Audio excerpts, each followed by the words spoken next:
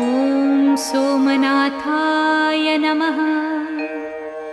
ॐ मल्लिकार्जुनाय नमः। ॐ महाकालेश्वराय नमः। ॐ ओंकारेश्वराय नमः।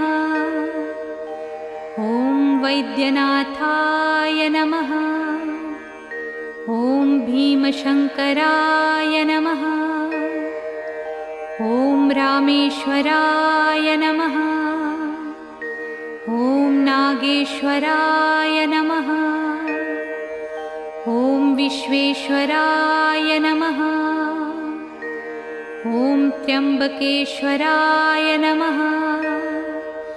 ॐ केदारेश्वराय नमः।